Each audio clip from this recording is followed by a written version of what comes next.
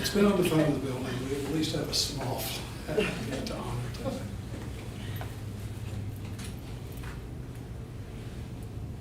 I pledge allegiance to the flag of the United States of America and to the republic for which it stands, one nation, under God, indivisible, with liberty and justice for all.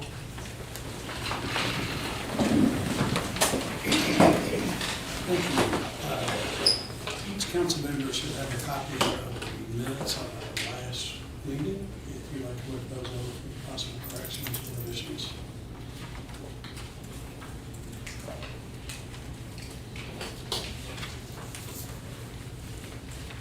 And if there are none, I'm going to entertain a motion that be approved.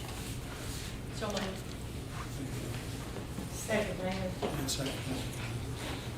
And, hearing no corrections, all in favor say aye. Aye. Are there any opposed? Thank you. Minutes are approved. Also, each council member should have received a copy of our latest check register. If you received that, thank you. Okay. One of the delights of being able to meet in person again is the fact that we get to have a better audience before the council occasionally. And we do have some groups here tonight that are scheduled to talk about some different events that we have going on in the community. First, Erin Buchanan from Georgetown Community Hospital. I'm here tonight to ask for approval for our Colors of Cancer 5K. We've not been able to hold it for the last 2 years due to the pandemic, so we're looking forward to getting back out in the community and representing the hospital in 2022. We're asking for the medium route as in years past.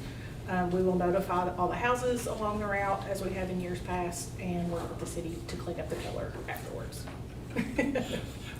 Year one, we have a few surprises. Yes, we did. The first year we learned from The color can get dispersed pretty wildly. We learned how to do it better. And the date, Tracy, do you have all of their? I'm waiting on their insurance. Yeah, it's August 13th. August 13th. Okay, any questions? Is there a motion for approval? Make a motion. And Great. good each of us. Questions for Aaron, all in favor say aye. Aye. Any opposed? Good luck with your event. Thank you. And next we have a couple of folks in the Humane Society, Chris Lowry and Carrie Thayer. Oh, Cardinal. Yeah. Hi, thank you all so much for letting us come and talk today. There's a lot going on with the Scott County Humane Society. I'm Carrie Thayer Cardwell, and this is Chris Lowry, and we're just here to kind of run through a few things. We do have a request in for some funding, and so we thought it would be a good idea to come in and see you all and see if you had any questions about some of the efforts that we are doing right now. So I'm going to run through this really quickly, and then we have a leave behind for you. But a lot of people know about the Humane Society, and some people don't. But just to quickly run through some of our we are a volunteer run program, run on donations and grants, and also some of our best programs are our pet adoptions program. So we take a lot of animals from bad situations, from the shelter, unwanted animals, and adopt them out. We have over 1,000 animals in 2021 that we've adopted out. So it's a pretty big number there. We also have our community spay neuter program to get as many pets in the community altered. So, and that is helping anyone who needs help with vouchers. And then we also have a pet food bank. There are a lot in our community that are having trouble having the funds to feed their animals. So they can come to us and also receive food for cats and dogs and whatever they need there. And then humane education as well. So with the over 1,000 adoptions annually, that's a lot of cats and dogs. and a lot of them do come from the municipal shelter. So many people don't know, but that's a really important partnership for the Humane Society. As far as the cats go, through the municipal shelter, over 809 cats were there in 2021, and 71% of those came into our care. So we are helping the municipal animal shelter in so many ways by taking these animals into our care, fully vetting them, spaying and neutering them, finding them a good home. That makes more room in the shelter, and that is saving the city and the county a lot of money as well. And then as far as the dogs go, into the municipal shelter, there were 598 animals that came in, and over 127 of those came into our program. Same thing. So these numbers are all on this flyer. Because of the demand. Yeah. Okay, yeah, so we just make it clear when we're talking about the municipal shelter, we're talking about Scott County Animal Care and Control, which is the county-run facility which must take in any unwanted animals. So we're a nonprofit organization, they're a county-run facility, but we're two totally different organizations, which confuses everybody. So a lot of y'all know that the animal shelter's out by the high school, and we're located in Indian Acres Shopping Center. We've been there for, I think, about 10 years now.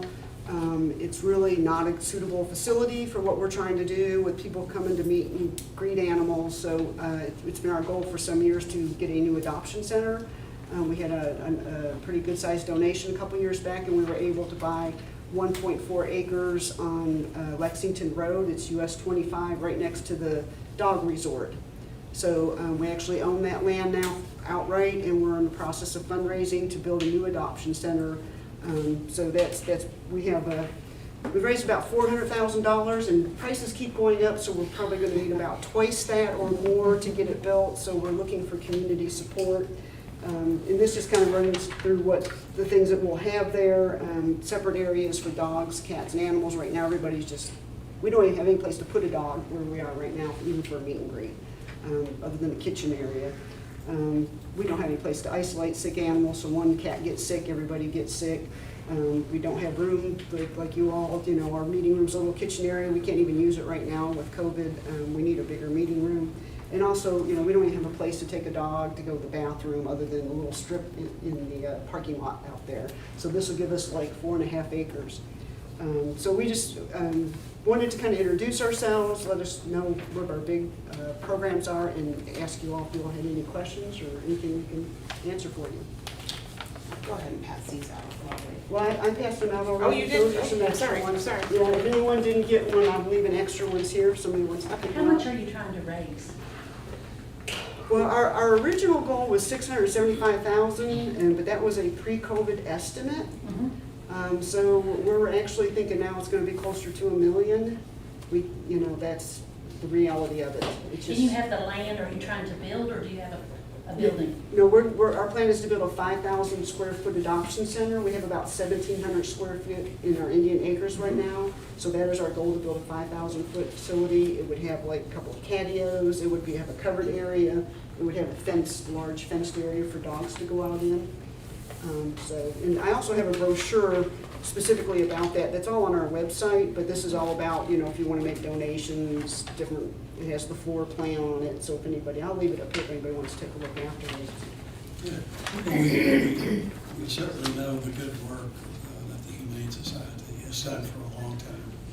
And council will recognize Chris Lowry as our consultant for our block grant. So she's familiar with the council and familiar with these grants, and financial accountability is. Yeah, the Boston Scattered Site Project, I have different hats, so. So, any questions for them at this point? Thank you for the information. It's very helpful. All right, thank you for letting us come talk.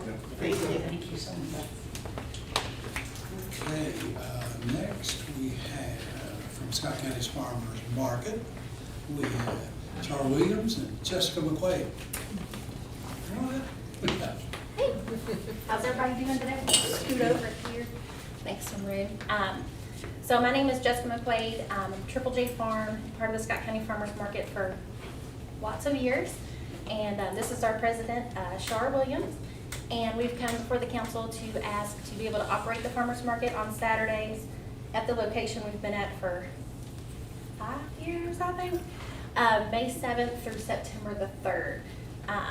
So we started a few weeks earlier than we have the past few years, but trying to really kind of capture that Mother's Day Derby weekend this year.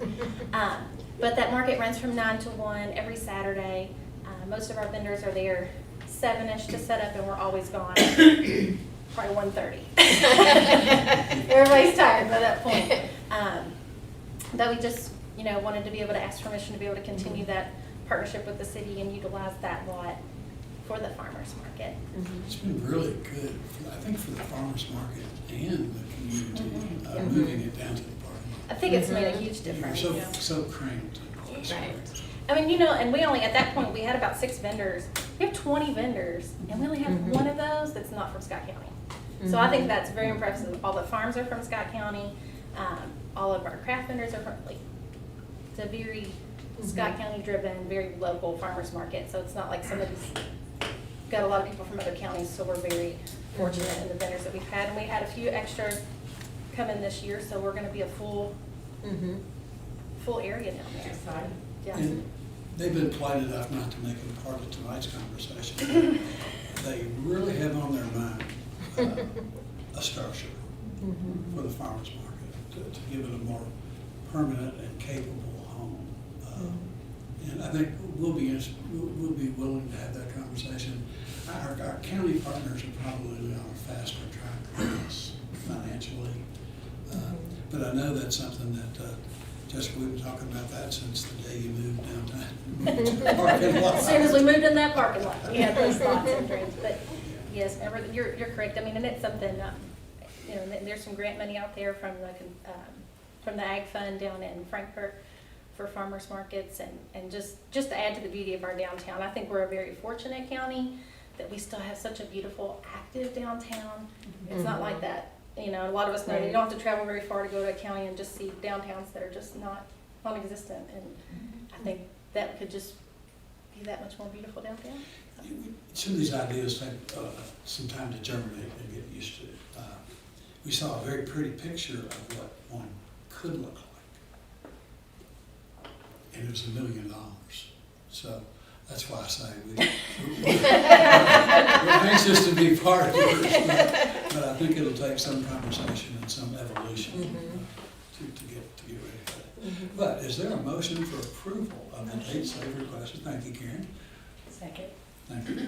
Motion's been made and seconded. Any questions about the farmer's market? Can't wait. Tomatoes. It's going to be here before we know it. All right. All in favor say aye. Aye. Any opposed? Good luck. Thank you. Thanks. All right. Josh Masterson, Georgetown College. Hello, everybody. You're actually on the speaker, you could be heard better. Okay. Josh, thank you. So I'm Director of Campus Safety. I'm coming tonight to request May 6th and 7th to be able to shut down Memorial Drive and East College Street between our 2 dorms there, Anderson Hall and Knight Hall, for our commencement and our baccalaureate that's going on Friday night. Really the only thing we need is some barricades in those spots. We'll set it up, we'll close the street down and reopen it back up once everything's over and done with, and that's pretty much it. It's just our normal, pretty straightforward. Normal, no COVID graduation this year, so we're moving forward with normal. So Hopefully you have sunshine, not rain. we're hoping. It's always better than being in the gym. That's the motion. Second. Motion's been made and seconded. If there are no questions for Josh, all in favor say aye. Aye. Any opposed? Good luck with the weather and graduation. Okay, Ted, Hunter, we came in together. Yeah, we probably got behind that wreck. But I appreciate you all allowing me to speak tonight. I live at 108 Lantern Trail out in Fisher's Mill, and I understand that this is a more of a city thing, and I apologize, I don't have an event to tell you about or a farmer's market, but I do have a situation that I want to bring up. I've been a neighbor to a Airbnb for the past year, so I kind of wanted to see what it was all about and how it operated and whatnot, and it unfortunately has not been very conducive for neighbors and for people. And my last straw was this past Saturday night, where we had 20 young men rent the house, and you know, each one of them had a little cooler and this, that, and the other. And I've kind of just chose to take my fight before the problem exists rather than after a bigger problem comes later on. And I just wanted to express my displeasure with not just this individual Airbnb, but I can't think of anybody that would think that it's a positive for their neighborhood, for neighbors, I mean, all the way from properties that are being neglected.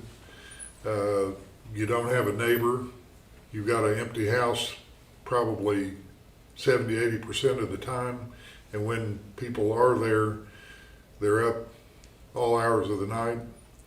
So I am going to go to the county's meeting as well. But as you know, in Fisher's Mill, we don't have a HOA active right now, so we're going to have to figure out what we're going to do with that. But we do want to be able to have a say in something about the situation that these new enterprises are bringing to our neighborhoods. And it's just, I mean, like I said, I've had it for about a year, and so I can speak with a little bit of experience that it's not been good for us. So thank you for letting me tell you about it. Thank you, Judge. Thank you, Mr. Hammond. Thank you.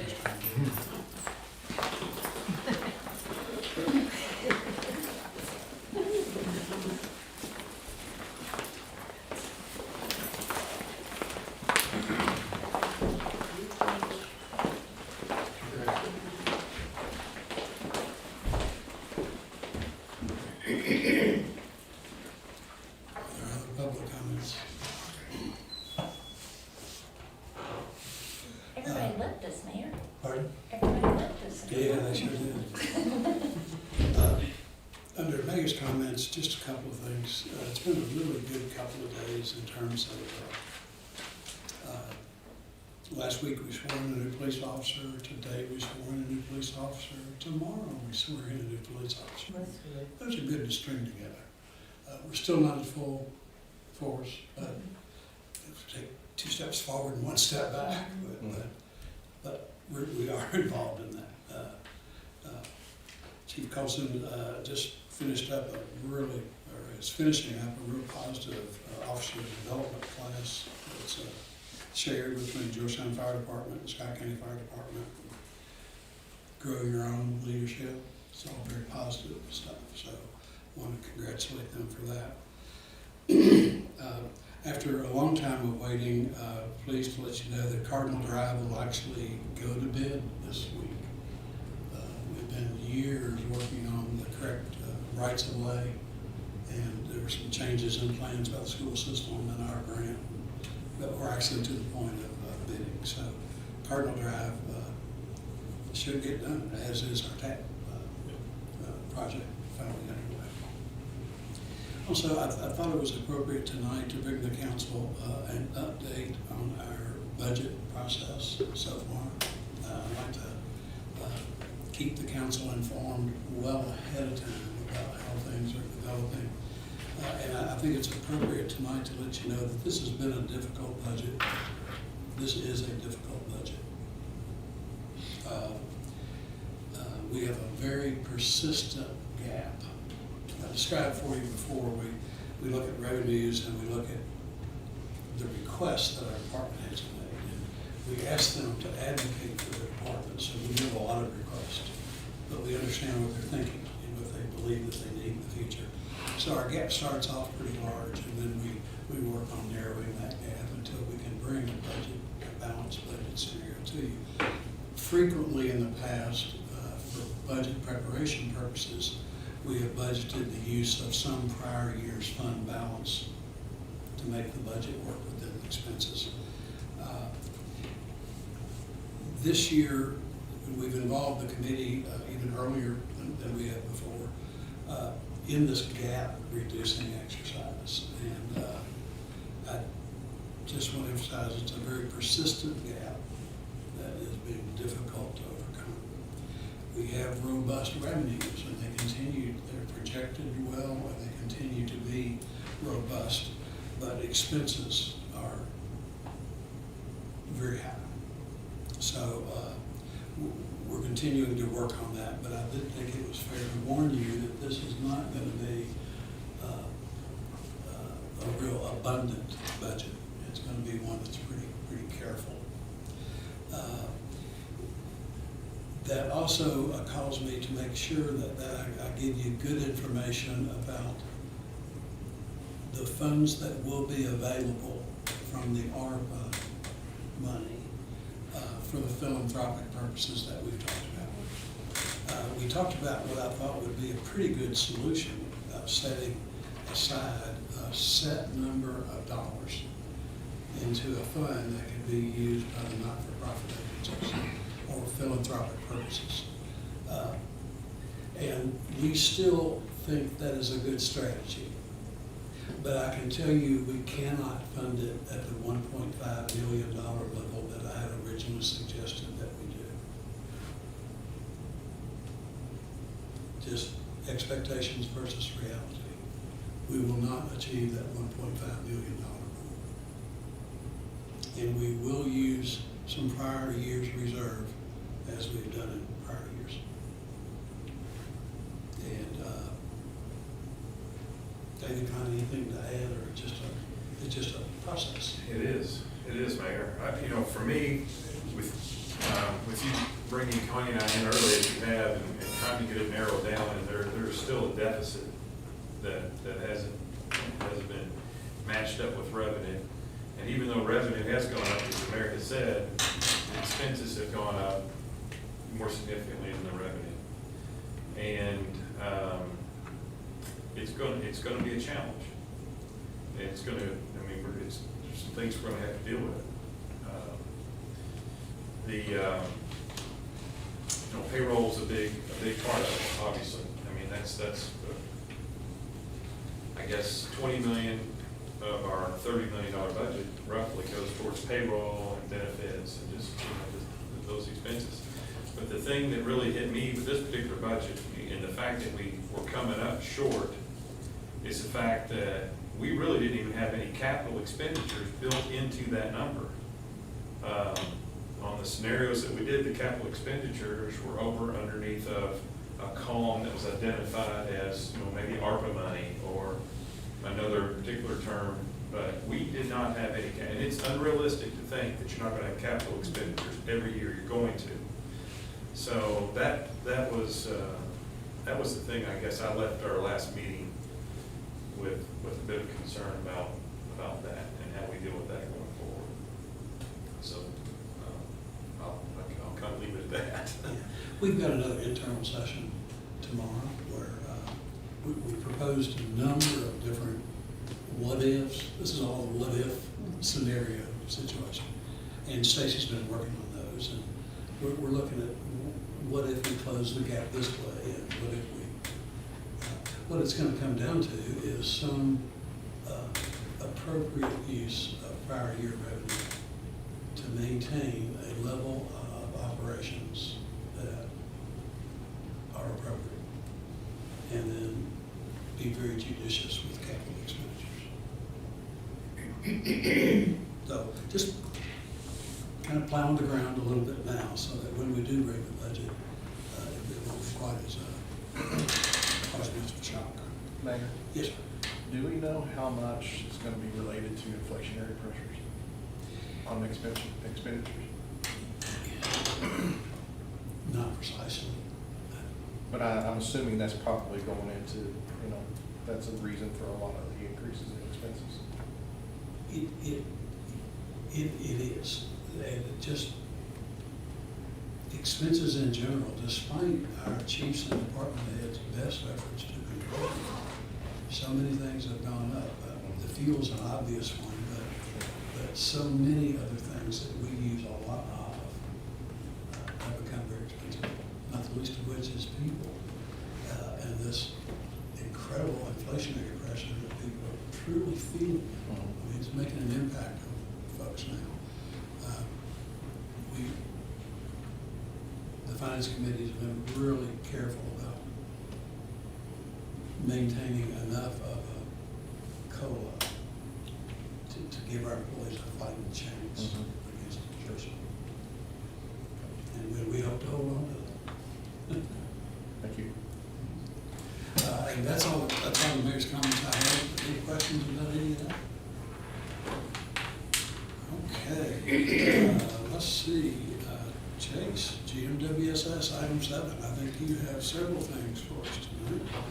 I do, Mayor, and I'll just start out, if not on the agenda, if your constituents are contacting you about taste and odor issues with drinking water, please refer them to our website. We've got a detailed explanation of what's happening with our water supply, but understand that these are supply issues. Water is perfectly safe, no issue with it, but it does have taste, it does have an odor issue. We're doing what we can from a treatment standpoint at Royal Spring. The water that we purchased from Frankfurt Plant Board and Kentucky American, there's nothing we can do there. I'll just say that all water supply in central Kentucky is affected no matter what pool of water you're pulling from on the Kentucky, as well as our spring. And we've just got an algae bloom issue, and it will pass, but right now folks are unhappy. Again, tell them to call us, we'll talk to them. There's no magic wand here, so just for your information. Thank you. Our first item of business, we have a proclamation that's been adopted by our Board of Commissioners. This is recognizing Senator Thayer's efforts, along with Judge Covington, to help secure funding for a water storage tank that will be in the Paynes Depot Road corridor. This is a project that's been at or near the top of my list. As you all know, we have 20 top priorities, unfortunately, and this is one of them, and it's one that kept getting pushed.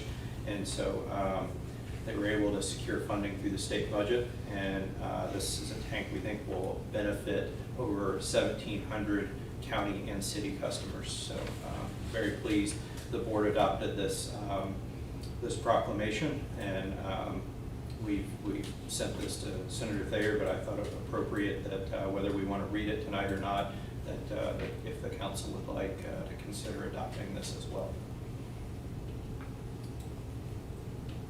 It's appropriate that the board recognize Senator Thayer with the resolution, and the council as well. It's a significant project that we weren't certain how to fund, and now that takes that responsibility off our plate. Mayor, I'll make a motion for approval. Thank you. Second. Motion's been made and seconded. Any further discussion? All in favor say aye. Aye. Are there any opposed? Thank you. Thank you. Next, we have a purchase order for Judy Construction. This is their monthly payout for the work completed in the month of March on the wastewater treatment plant line upgrade and expansion on the amount of $527,000, $527,510, $527,510.77. I apologize. And that's again for work completed last month. Thank you. Is there a motion for approval? So moved. Second, Mayor. Dan seconded. Connie, all in favor say aye. Aye. Any opposed? Thank you, Chase. We're taking one at a time tonight. Yes, sir. Sorry about that. We need to slow down toward the end, didn't we? Yes, we will.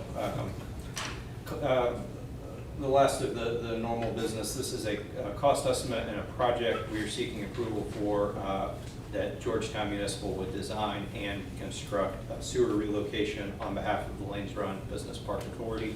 This is a sewer relocation on the property that will be occupied by Universal Pipe. They've requested that we move this sewer to better accommodate their project. And again, we would like to complete this on behalf of the business park. So this is a pass-through cost, but it is a project with your approval that we will pursue. Yeah, it's a good project for us. Is there a motion for approval? Motion. There. Second. Thank you. Motion's been made and seconded. All in favor say aye. Aye. Opposed? Everybody was holding their breath waiting for the next item. Item item D and E are somewhat linked, and just let me briefly say that Chase can do a portion of his presentation here in public, I think. Yes, sir. But there is certainly a portion of his presentation in many council questions that should be undertaken in executive session. Yes, sir. Chase has invited Todd Osterloh to be with us as his outside counsel. And so we'll go through this. Chase, I'll just turn it over to you. One thing I would like to say on Chase's behalf before we get started. We've talked about this being our change order that we've been waiting for. And while it's a tough financial move, I couldn't be more excited about being at this point of knowing what they pay all is. And we're going to learn about that tonight.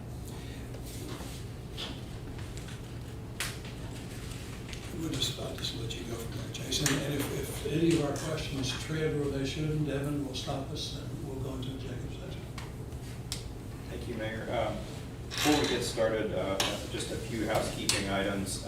We have a presentation, and I've distributed those slides. In case you can't see up there, you can follow along in your packet. The parts of the presentation that I will request that we enter executive session, there are not any slides for that part. There's two that will not be contained in your packet. So just to let you know that, and yeah, as Mayor said, this Todd Osterloh, he's our outside counsel helping us on this project, and a number of others, and he's with Sturgill Turner, same counsel that the city uses. So again, when we get to parts that I anticipate asking for executive session, Todd and or city attorney can help guide the council in what to do there. So not a presentation when we started this project that I intended making. However, this is where we are. So for the decision that will be put before you tonight, I do apologize that that you're in this position, but this is where we are. And that being said, let's jump in here. As far as just agenda overview of what I'd like to talk about is I'd like to go back and look at a design overview, kind of how we've gotten to where we are today. With that, we'll look at the original project construction cost as well as the original schedule. We'll get into all of the structures that were affected in this design issue that came up. And this, of course, being not a typical situation that you get into on a capital project, I want to talk about the protocols that we implemented. You're fairly familiar with those, but I want to go over those so you all can have confidence in what we've done to correct this situation. Then we'll really get in to the heart of it, and that's the proposed change order number 3. That is the cost-related change order for the structural redesign. And then we'll talk about change order number 4, which will be a schedule, an additional time change order that will be coming in the next 30 days. There's a lot of impacts resulting in these change orders. You all have the numbers in your council packet, and it's I just don't have any words for it, but it is what it is. The items related to cost recovery and legal issues, that's where I anticipate we will ask for the executive session. When we come out of that, we'll talk briefly about a rate study that this issue is going to trigger and where we go from there. So, that being said, we retained GRW engineers for planning, design, construction admin of this wastewater plant expansion back in March of 2019. They completed that design and permitting for the project in December of 20. And the design called for a plant expansion on the existing site. And this is just a little bit of history. Hydraulic capacity, we are doubling our average day capacity from 4.5 million gallons a day to 9 million gallons a day. That's average day flow. We're also increasing our peak flow capacity from 13.5 million gallons a day to 36. That's so we can help deal with those overflows that are caused by the gully washer rain events where we have I&I entering our system. That's how we will deal with some of those issues. Biggest part is our biological treatment process was changing with this plant expansion. We're going from extended aeration through an oxidation ditch to a sequential batch reactor. It's newer technology. We made that decision to make that change. It was right for this project. Project overall, as you can see on the slide, involves 15 new structures, 7 of which are environmental process structures. Layman's terms, those are structured, big concrete structures that contain wastewater. In January of 20, GRW presented to our staff and our board preliminary cost alternatives, and that analysis, that's where we chose to proceed with a design of a SBR, sequential batch reactor, and that option, again, at the preliminary stage, based on our preliminary opinion of cost, that was selected at $49.9 million. We received construction bids in February of 21, with Judy Construction submitting the low bid at $50.2 million, and we subsequently executed a negotiated contract for construction at $49.8 million. Our original schedule, all the dates are there, but the date that was important was December of 2023 is what the mayor helped me shout from the rooftops. That was our date of beneficial occupancy. We just find that in the contract as when we can utilize that new capacity, that 9 million gallons. That's when we can receive new flow from new development, December of 23. Then on September 2nd, a day that I will not soon forget, I was informed of these structural design errors on behalf of the engineer, the design engineer. And shortly thereafter, on the 11th of September, we had to issue a stop work order for Judy Construction. Initially, we thought that those 7 environmental structures was what was affected. Different code governs the design of environmental structures versus regular structures that you'd see in the commercial sector or really anything, but there's different code. Through our protocols that I'm going to talk about, we have in the income to learn that 11 structures were affected and required redesign. And those are listed here, and they correspond to the 11 structures that are in your council packet with the actual change order cover sheet. Our process for correcting the issue. As I presented to the board and council, this is not something that happens every day. We had to figure out what was the acceptable and responsible way to fix this issue for the sake of the project schedule, legal implications. It's been determined through a lot of thought that we just had to keep GRW as an engineer of record. Hiring somebody new, bringing somebody new in, even just to do the structural, could delay the project 12 months or more past what you're going to see in this presentation. So while we're keeping them as engineer of record to do the redesign of all structures that were affected, if somebody is fixing your car and they screw it up, you're not going to go right back to them and trust them to fix it again.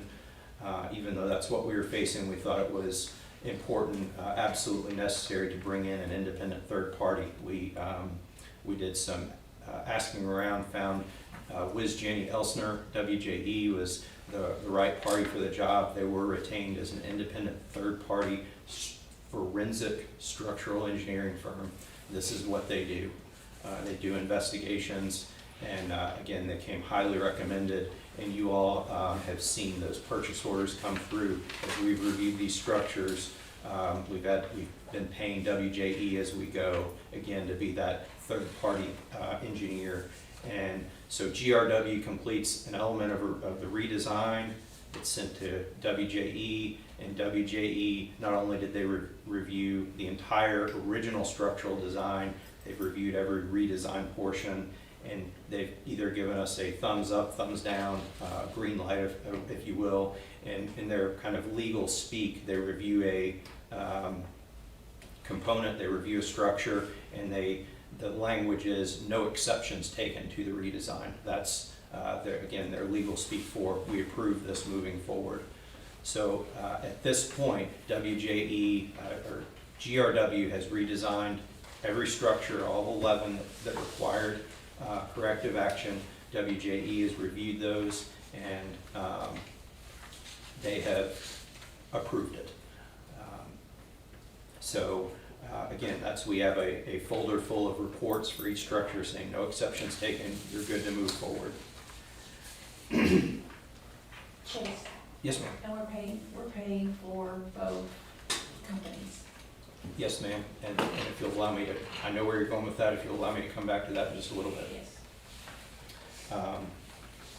Again, as part of procedure, moving forward, those redesigns, after approved, are sent to Judy Construction for repricing through the contractual change order process.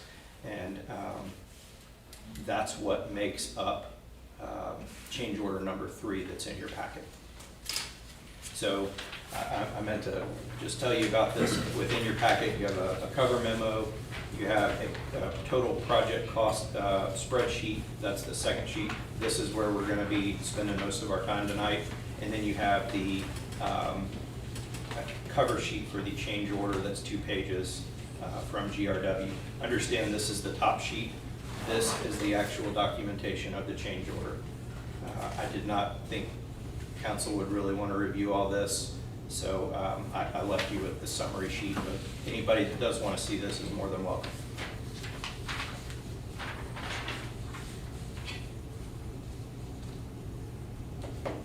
So again, you got those 3 items in your council packet, and excuse me, as I presented to the board, and council, we sorry, I lost my place here, apologize. Change order number 3, that's where we are. And this sheet right here is a summary of the costs. So these costs are what is associated with the redesign and repricing of the 11 structures.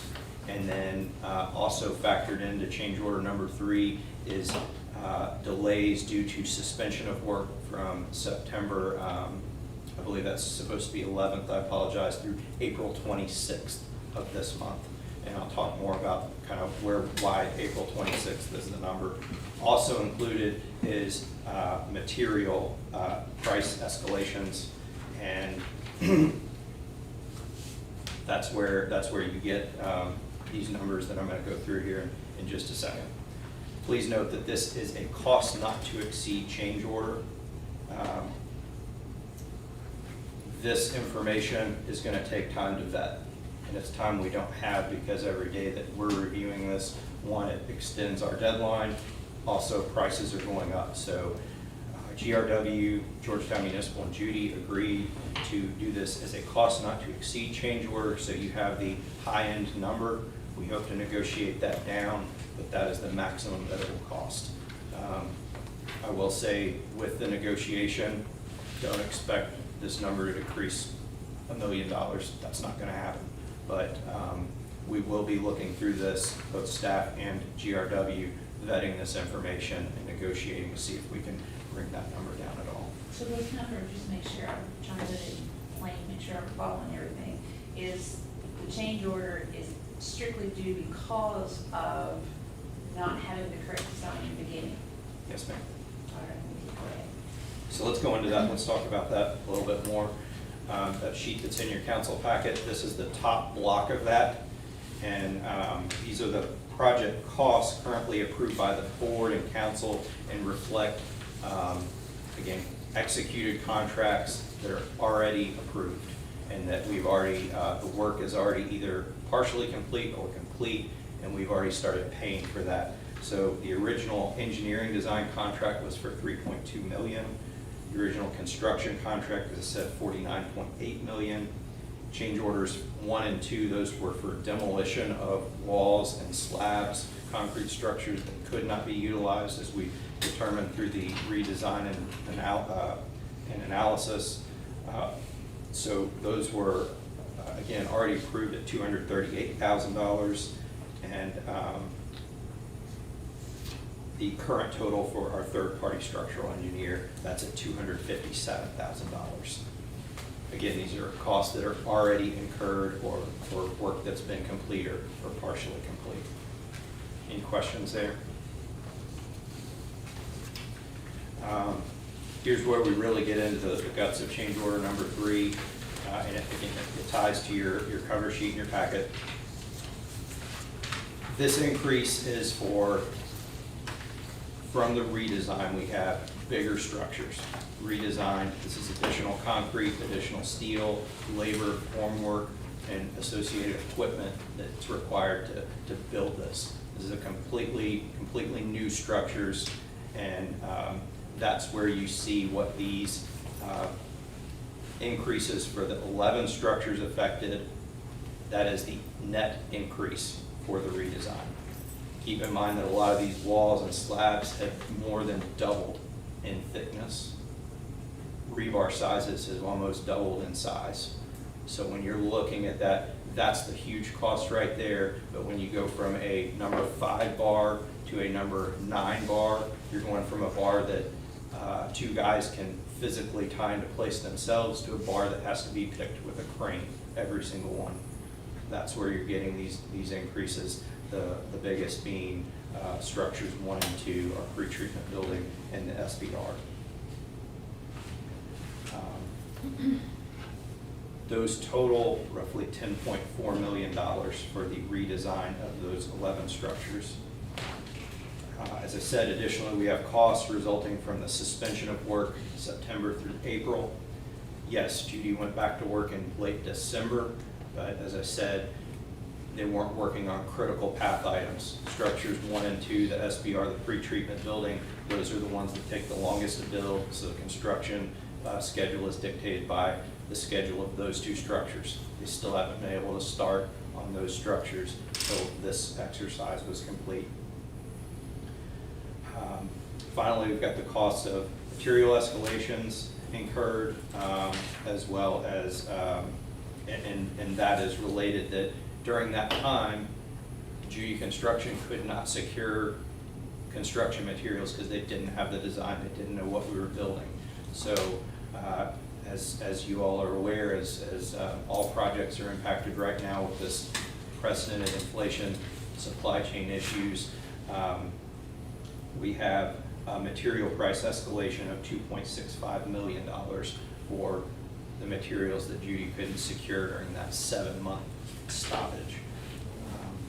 Also, there is $1.16 million in delay costs. That's materials, equipment, formwork, labor force, all things that had to be maintained, mobilization, demobilization, during a 7-month period. That adds up, and that's been submitted at $1.16 million. I'm sure that's one of the places that there will be some tough negotiation between GRW, Georgetown Municipal, and Judy Construction. So are all the things you're listing right there, all those things you just said, the 2.6 and 1.6, that's part of the 10.4 million? No, ma'am. As additional to? As what I'm getting, if the change order is the sum on this sheet of lines 5 and 6, so that's 10.39 plus 3.82, that's where you get your construction change order total of $14,217,629. 14 million. 217,629. Got it.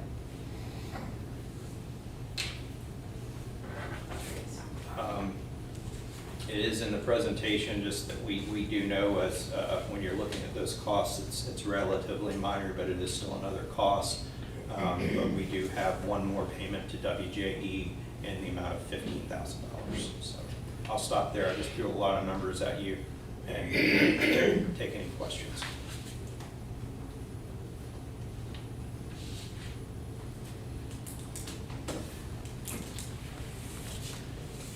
So now, if we can go to the next slide, we look at the overall picture on the project costs. Again, change order number 3 is the $14.2 million. Our revised total construction cost is now at $64.3 million, and our revised project cost, including everything that we know of, engineering construction, is now at $67.8 million. So again, on this sheet, you've got costs already incurred, change order number 3, and then total project costs here at the bottom. And if you need further breakdown of those numbers, I'm happy to provide it. That was the best, again, overview that we could organize.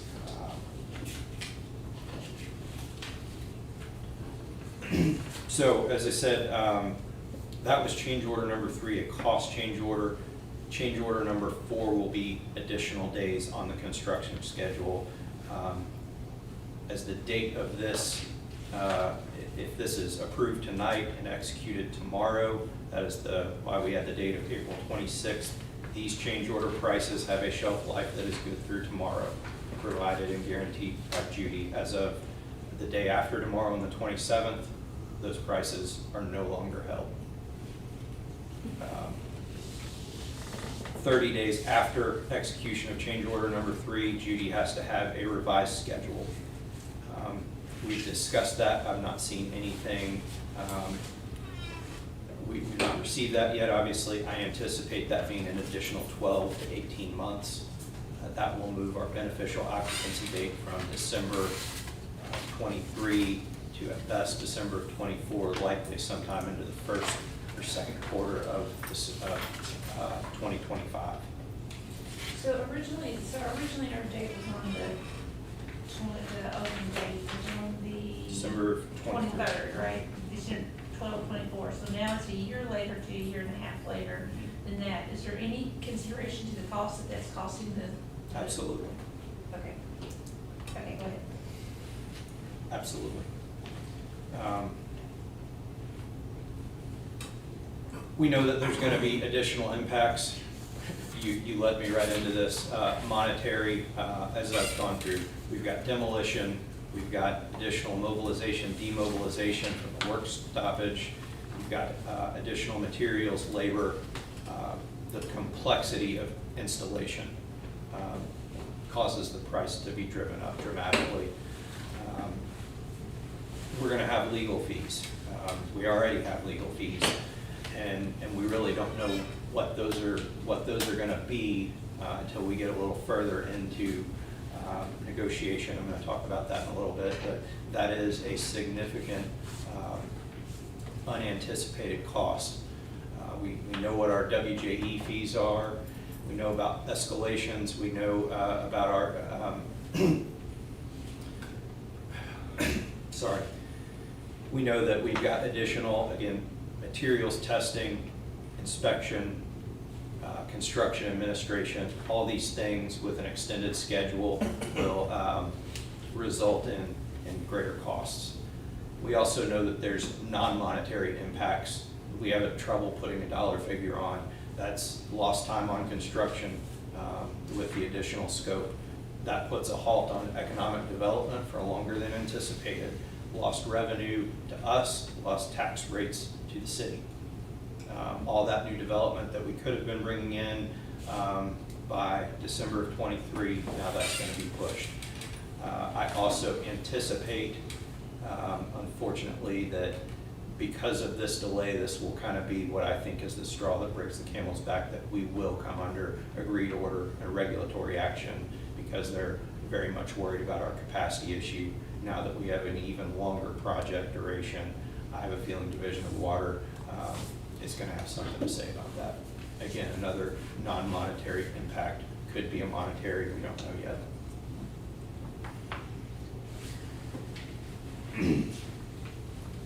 At this point, if you don't have any questions on what I've presented, this is where I will defer to Todd or the city attorney, because I'd like to go into cost recovery and legal strategy. So again, I'll turn it over to the attorneys to recommend what we do for the next part of our discussion. Mayor, I move to enter executive session pursuant to KRS 61.8101C to discuss matters of proposed or pending litigation against or on behalf of the city. Thank you. Motion's been made. Is there a second? Second. Thank you. All in favor, say aye. Aye. Are there any opposed? I think what we decided earlier today, it made sense for the council to stay put and ask anyone other than attorneys. I guess, Mayor, Sean's gonna take anybody else down to our other conference room. oh, that is change order number 3 that Chase has presented to the council has been approved by the Georgetown Municipal Water and Sewer Service Board of Commissioners and is now before the council. This will enable Judy Construction to begin in earnest catching us up. We finally can have a clear runway and from a construction perspective be able to have this get back in catching up time and catching up ground. So, and that change order is in the amount of $217,629.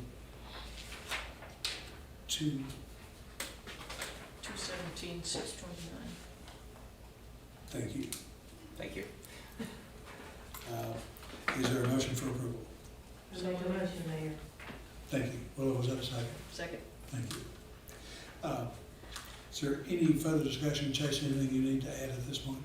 Mark, I you had think some questions? I promised him an answer to a question. Yes, you did. Please go ahead. Related to a second rate study, what I wanted to point out is how we structure our rate study in 2019.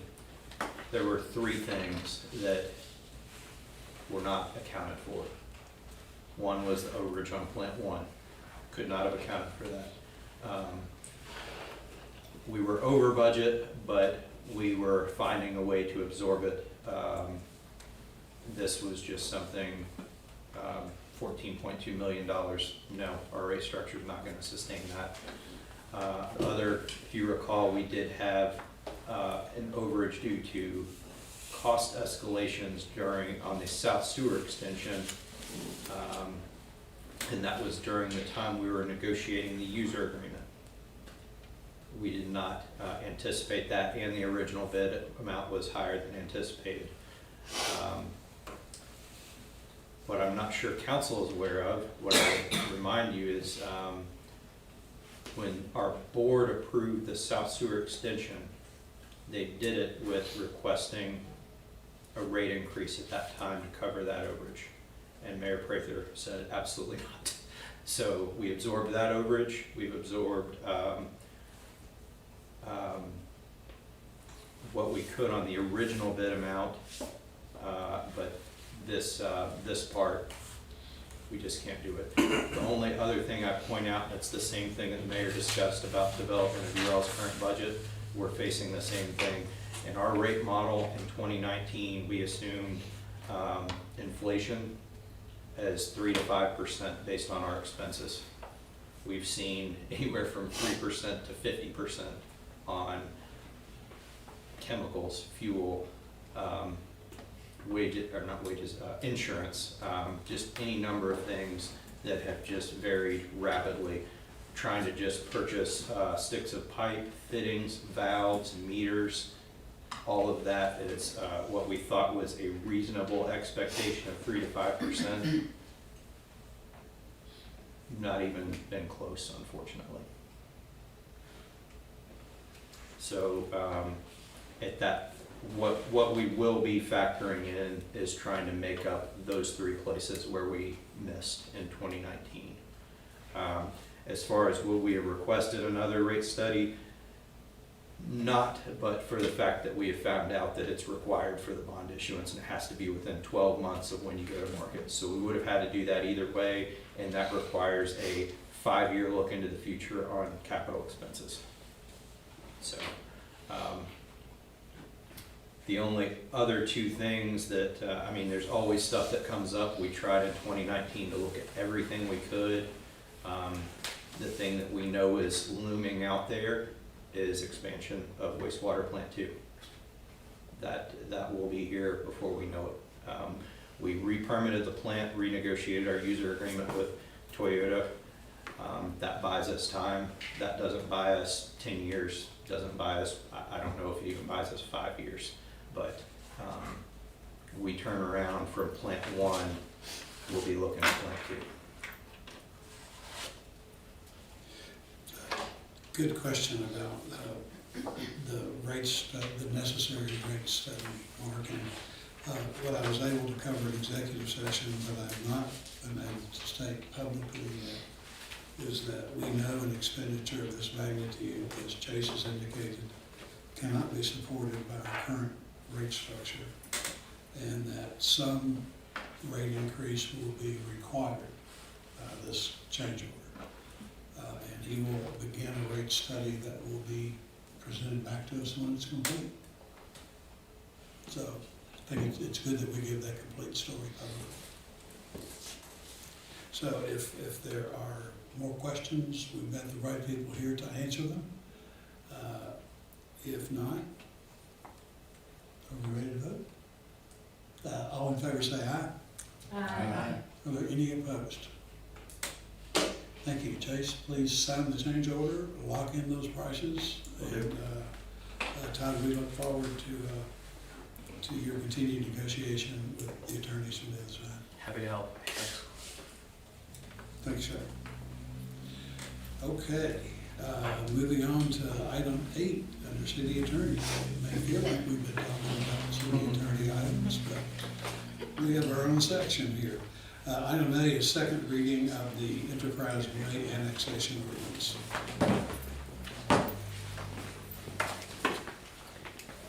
An ordinance annexing into the city of Georgetown certain real property containing approximately 21.21 plus or minus acres located near Enterprise Way in Scott County, Kentucky. Summary. 1. Annexes into Georgetown city limits by written consent of the property owner in accordance with KRS 81A.412, approximately 21.21 acres of property located near Enterprise Way in Scott County, Kentucky. 2. Provides for repeal of inconsistent laws, severability of provisions, and an effective date upon passage and publication. The full text of this ordinance is available for examination in the city clerk's office, 100 North Park Street, Georgetown, Kentucky, 40324, or at www.georgetownky.gov. Publicly introduced and read for the first time April 11th, 2022. Publicly read the second time April 25th, 2022. Thank you. The sponsors were Mr. Showalter and Mr. Leslie. Motion, Mayor. Motion's been made. Thank you. Second, Mayor. And second. All right. If there are no questions for the sponsors, shall we call the roll? Mrs. Hambrick? Yes. Mr. Hampton? Yes. Mr. Lesby? Yes. Mrs. Lesby Mitchell? Yes. Mrs. Tingle Sames? Yes. Mr. Showalter? Yes. Miss Yes. Tackett? Thank you. Yes. Okay. Item B is second reading of the Enterprise Way Zone Change Ordinance. Same sponsors. An ordinance changing the zoning classification of certain real property containing a total of approximately 86.44 acres located near Enterprise Way in the city of Georgetown, Scott County, Kentucky, from A1 and R1C to BP1. Summary. Rezones approximately 86.44 acres located near Enterprise Way in the city of Georgetown, Scott County, Kentucky, from A1 and R1C to BP1. 2. Provides for repeal of inconsistent laws, severability of provisions, and an effective date upon passage and publication. The full text of this ordinance is available for examination in the city clerk's office, 100 North Court Street, Georgetown, Kentucky, 40324, or at www.georgetownky.gov. Public introduced and read for the first time April 11th, 2022. Publicly read the second time April 25th, 2022. Thank you. Motion for approval. Motion, Mayor. Thank you. Second. And a second.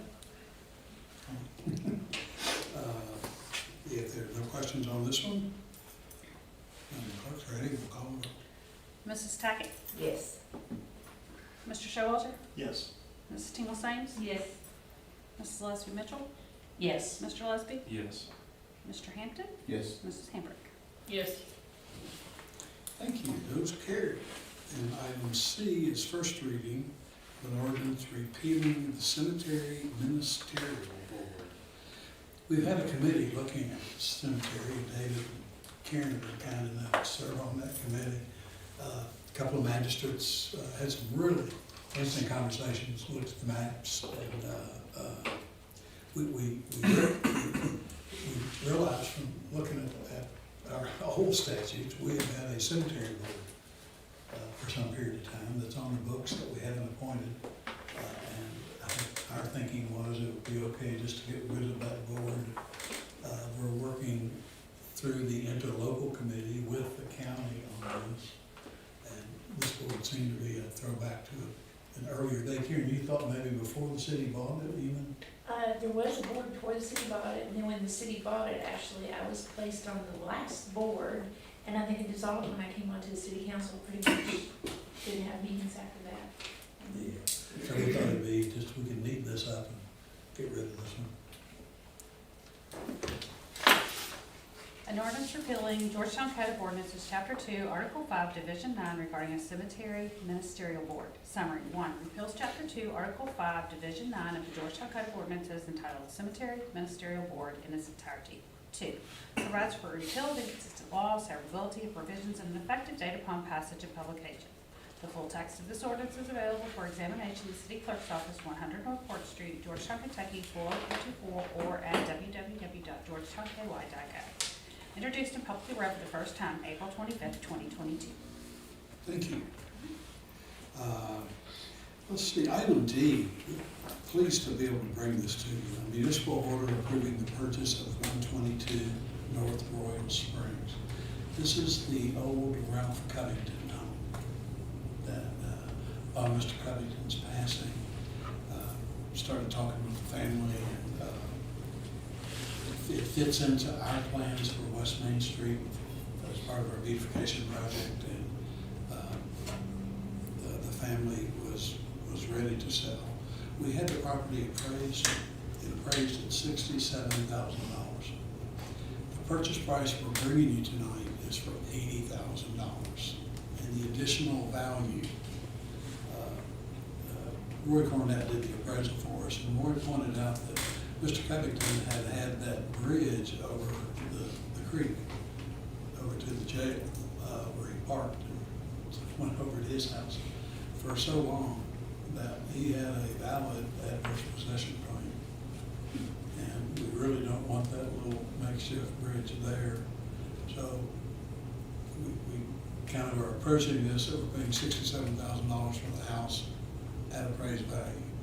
And we're paying $13,000 to get rid of an old adverse possession easement that we need to get rid of and take the little bridge up. Let Mr. Covington live there. Gosh, a long time. Years. Long time. He lived to a very old age. Yeah. And as he got older, he wasn't able to maintain the house quite as well. Our intentions will be to demolish the house. He was a very interesting gentleman. He was not bus driving when I was little. Yeah. So that is how we arrived at the purchase price. It is not a budgeted item, so we just know that we're making this purchase out of our reserves. But we think it's an $80,000 purchase to add to the West Main Street. We also face the prospect that it's Georgetown. Somebody's going to die and turn it into a couple of apartments. If we didn't do this. So, that's what the municipal order is all about. Is there a motion for approval? Motion. Motion, thank you, Mark. Second, thanks, David. Any questions about that purchase? All in favor, say aye. Aye. Are there any opposed? Thank you. Item E is a resolution approving the ARPA standard allowance. This is guidance that we've received from Kentucky League of Cities and others. They're suggesting that every city that received a dollar amount under 10 million to utilize this method of qualifying for that, as opposed to sending in a listing of individual projects. If it's over $10 million, you're required to do that. KLC's guidance was that we take cities that could take this approach. We'll still have to document most of what our projects are, but we won't have to apply for individual listed qualifications. And it's a reduced auditing standard, essentially, as a result. Motion, Mayor. Thank you. Second. Thank you, Karen. And if there are no questions, all in favor say aye. Aye. Any opposed? Thank you, that carries. Item 9 on our agenda under code enforcement is a municipal order approving abatement contracts renewals. And we're just renewing these folks. We did not bid this, these folks will have to keep their renewal price. Right, we bid out last year and had 3 contractors on rotation. All of them thankfully and somewhat surprisingly agreed to maintain their prices, which is great. We had 2 one-year renewals provided in the initial contract, so they've elected to renew those, which is nice because it keeps our costs low and it saves us the burden of bidding those out again. So we're Finally, pleased with that. somebody's being reasonable. Is that a motion? I'm on motion, I Okay, motion's been made, is there a second? Second. Thank you, Rick. All in favor say aye. Aye. Any opposed? Now to the highlight of the evening. Under city engineer, we have second reading of the traffic ordinance. An ordinance repealing and replacing Chapter 38 of the Georgetown Code of Ordinances regarding traffic and vehicles. Summary. 1. Repeals and replaces Chapter 38 of the Georgetown Code of Ordinances. 2. Provides definitions and general traffic and motor vehicle regulations applicable in the city of Georgetown. 3. Defines the specifications for traffic control devices and authority to install said traffic control devices and requires that drivers and pedestrians obey such devices and do not interfere therewith. 4. Creates authority to replace restricted turn signs, authority to mark traffic lanes, requirements for slow-moving vehicles, and obligations for special stops and yields. 5. Requires that pedestrians abide by certain guidelines related to crossing roadways, conducting activities on sidewalks, and assembling in groups. 6. Dictates the requirements for vehicle stopping, standing, and parking, including the following: nighttime display of lights and the manner of opening doors of any parked vehicle, authority to prohibit or regulate parking and signage for accessible parking spaces, and generally authorized and or prohibited parking places or purposes, regulations for the use of municipal parking lots, and establishment and requirements for the residential parking permit program on the designated streets. 7. Provides that traffic laws shall apply to bicyclists, defines locations and manner of bicycle use, and requires bicycles to be equipped with certain safety equipment when used at nighttime. 8. Defines golf cart, provides requirement for golf carts to be operated on designated city streets, requires that golf carts follow all state and local traffic regulations when operated on the designated city streets, and provides certain exemptions. 9. Adopts a snow plan. Classifies streets for purposes of said snow plan, restricts parking during snow events, and provides requirement for snow removal conducted by members of the public in the city's Public Works Department. 10. Lists the procedures and fines for parking citation enforcement and allows for the impoundment of vehicles parked on streets or public ways in violation of certain local ordinances and or state laws. 11. Establishes throughout the various articles of the chapter penalties for the violation of provisions thereof. 12. Provides for repeal of inconsistent ordinances, severability of provisions, and an effective date upon passage of publication. The full text of this ordinance is available for examination in the City Clerk's Office, 100 North Court Street, Georgetown, Kentucky, 40324, or at www.georgetownky.gov. Introduced and publicly read for the first time April 11, 2022, publicly read the second time April 25, 2022. I'll make a motion, Mayor. I think you should. Thank you. Is there a second? I'll second. Thank you, Bill. Mayor, do you mind if I read the section that we added? Karen brought up one thing at the last meeting. And, Well, let's add that in. since only the summary's read. So I included food trucks such as ice cream trucks that play music as a means to notify the public of their presence shall be accepted from this prohibition, provided that all such vehicles shall adhere to the noise provisions contained in chapter 28, so. Good. The fact that the summary was as long as it was is a good indication of why this ordinance was so hard to get into the can. Also, Nick Lobel's here, couldn't have done it without his help. And Connie and Nick and Todd. Well, Tom went on the Eddie. committee, but Eddie. We put a lot of work into this. A lot of work into finally getting that done. Very thankful to Devin and Nick and Eddie. Yeah, good, thank you. So, we are here, motion's been made and seconded, shall we call the roll? Yes. Mrs. Hamburg? Yes. Mr. Hampton? Yes. Mr. Lesby? Yes. Mrs. Lesby Mitchell? Yes. Mrs. Tingle Sames? Yes. Mr. Showalter? Yes. Mrs. Tackett? Yes. Thank you, traffic ordinance is passed. And Connie mentioned Todd, I meant to mention to the council earlier that, huge visitation tonight at Johnson's funeral home, and that's one of Todd's family members. Todd is a pallbearer and knew that he would be there tonight rather than here.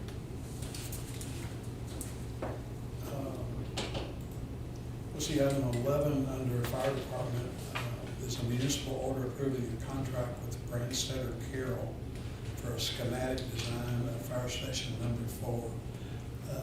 This is what we had previously described to the committee to make sure that the new site where we're going to build a fire station and an ambulance station will be utilized well, and that both buildings will adapt to the property well.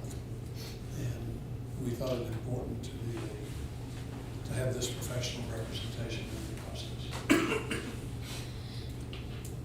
To get a really positive outcome. There'll be a whole lot of money spent on that 8 acres with the new fire station and the ambulance station. So the siting of the buildings will be really important. Motion for approval here? Thank you. Is there a second? Second. Second, thank you. And all in favor say aye. Aye. Any opposed? Thank you, that passes. And a decision that we have made previously, and still think the city, I know the fire department will be extremely proud of this for years into the future. But item B is the municipal order approving the purchase of the antique fire truck, Old Faithful. I've had the fire committee and finance committee look at the old truck. This is included in the budget. So is there a motion for approval? Mayor, I'll make the motion. Thank you. Second. And second, thank you. And if there are no questions there, all in favor say aye. Any opposed? Thank you. My favorite part of the meeting, we're down to council comments. And I am not going to try another middle of the table exercise again. So if I just start on the end, you all just have to get used to me starting on the ends. I clearly do not have the capacity to start mid-table. Well, Sometimes. Chase, I just want to thank you for all the work, and I know it's been a heavy lift emotionally and work-wise, and just thank you for your efforts and everybody else that's been involved in this process. And I think we've made the right decisions tonight, and sometimes all we can do is the best we can do with the light we have. That's what I always told my kids, and I think that's the way we have to go forward. I also am excited about tomorrow going to the EMS building for the task force